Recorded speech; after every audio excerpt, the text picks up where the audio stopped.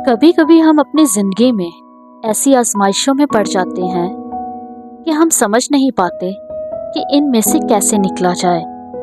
Bible मुकद्दस में लिखा है, पहला कुरिन्थियों 10वां बाब उसकी 13वीं आयत में, तुम किसी ऐसी आजमाइश में नहीं पड़े जो इंसान की बर्दाश्त से बाहर हो। खुदा सच्चा है, वो तुमको तुम्हारी ताकत से ज्यादा आजमाइश में ना पड़ने देगा, बल्कि आजमाइश के साथ निकलने की राह भी पैदा कर देगा ताकि तुम बर्दाश्त कर सको। आजमाइश से निकलने की राह हमेशा मौजूद होती है। बाज़-औक़ात आप महसूस करेंगे कि आजमाइश ऐसी शदीद और ज़बरदस्त है कि मेरी बर्दाश्त से बाहर है, मगर ये शैतान का एक झूठ है। खुदा ने वादा किया है कि वो आप पर इससे ज़्यादा बोझ नहीं आने देगा जितना बर्दाश्त करने की सलाहियत उसने आप में पैदा की है। वो कोई ऐसी आजमाइश नहीं आने देगा जिस पर आप गालिब ना आ सकें। आजमाइश पर फतह पाने के लिए बाइबल के मुताबिक 4 बुनियादी असूल हैं और आज हम वो 4 बुनियादी असूल जानेंगे। पहली बात, तवज्जो किसी और बात पर लगाएं। आपको ये जानकर हैरानी होगी कि बाइबल मुकद्दस में कहीं भी ये नहीं लिखा गया कि आजमाइश का मुकाबला करो।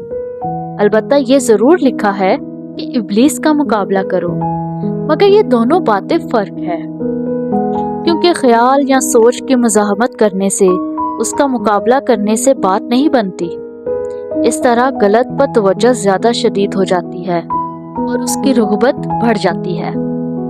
याद रखिएगा, आप जितनी बार किसी ख्याल को दिमाग से निकालने की कोशिश करते हैं, उसे हर बार अपनी यादाश्त में मजीद गहरा उतार लेते हैं।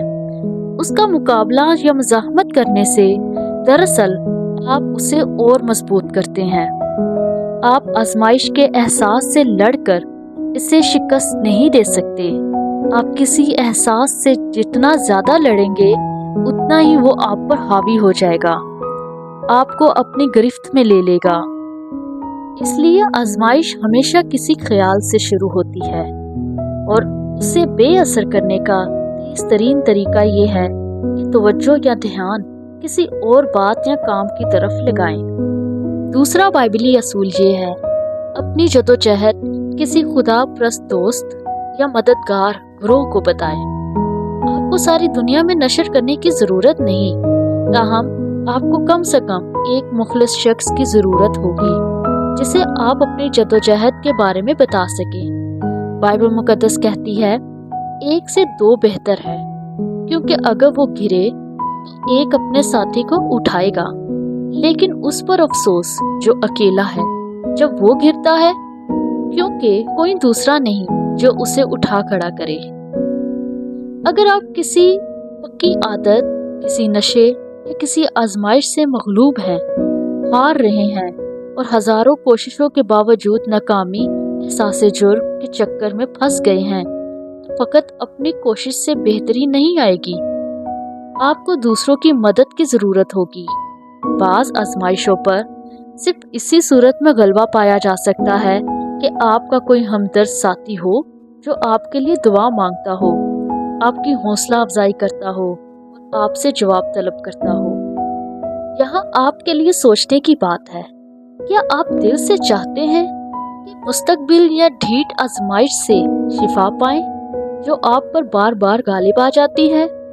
खुदा का हल बिल्कुल वाज़ेह है, उसे दबाए ना रखे, उसका इकरार करे, उसे छुपाए ना रखे, उसे जाहिर करे। अपने एहसासात को जाहिर करना शिफा के अमल का शुरू है, क्योंकि बाइबल मुकद्दस में लिखा है, तुम आपस में एक दूसरे से अपने अपने गुनाहों का इकरार करो और एक दूसरे के लिए दुआ करो ताकि शिफा पाओ। अपने दुख या जख्म को छुपाने से उसमें शिद्दत पैदा हो जाती है। मसाइल तारीकी में बढ़ते हैं, वो बड़े होते जाते हैं, लेकिन सच्चाई की रोशनी में जाहिर किए जाएं तो घटते हैं, वो छोटे हो जाते हैं। इब्लीस चाहता है कि आप सोचें कि आपका गुनाह और आजमाइश गैर मामूली और निराली है, इसलिए उसे छुपाए रखना चाहिए।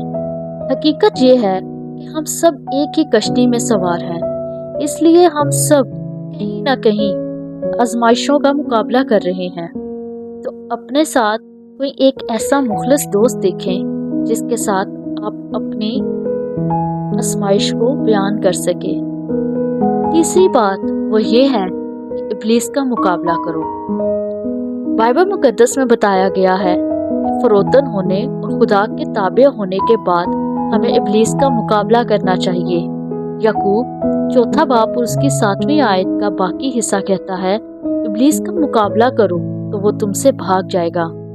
हमें उसके हमलों के सामने हाथ पर हाथ धरे बैठे नहीं रहना, बल्कि पलट कर लड़ना है, मुकाबला करना है। हम इब्लीस का मुकाबला कैसे कर सकते हैं? पौलुस रसूल कहता है, और नजात का खोद और रूह की तलवार जो खुदा का कलाम है ले लो। नजात का खोद पहनने से खुदा हमारे दिमागों को महफूज कर देता है, और उसी के साथ साथ ज़रूरी है कि शैतान के खिलाफ आप खुदा के कलाम का हथियार इस्तेमाल करें। ये दूसरा कदम है। यीशु मसीह बियाबान में आजमाया गया तो उसने हमें यही नमूना दिया। शैतान ने जो भी आजमाइश पेश की, यीशु ने पाक कलाम से उसका तोड़ किया। वो शैतान से दलील बाजी नहीं करता था, इसलिए इब्लीस से बहस और दलील बाजी करने की कोशिश ही ना करें। वो दलील बाजी करने में आपसे ज्यादा तेज और चालाक है।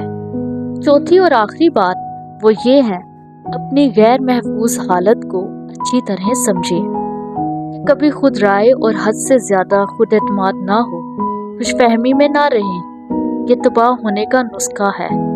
यिर्मयाह नबी खबरदार करता है, दिल सब चीजों से ज्यादा हीलाबाज और ला इलाज है, उसको कौन दरियाफ्त कर सकता है। इसका मतलब है हम अपने आप को बेवकूफ बनाने के माहिर हैं। हालात साजगार हों तो हम में से हर कोई हर किस्म का गुनाह कर सकता है। हमें कभी भी अपनी मुहाफजत से गाफिल नहीं होना चाहिए।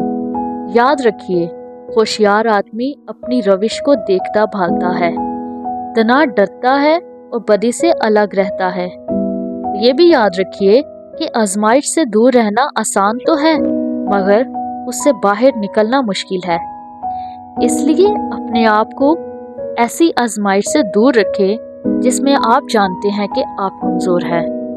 बाइबल मुकद्दस फरमाती है, जो कोई अपने आप को कायम समझता है वो खबरदार रहे कि गिर ना पड़े। आप किसी भी दूसरे शख्स की तरह मुंह के बल गिर सकते हैं। खुद एतमादी को भूल जाएं, क्योंकि ये बेकार साबित होती है।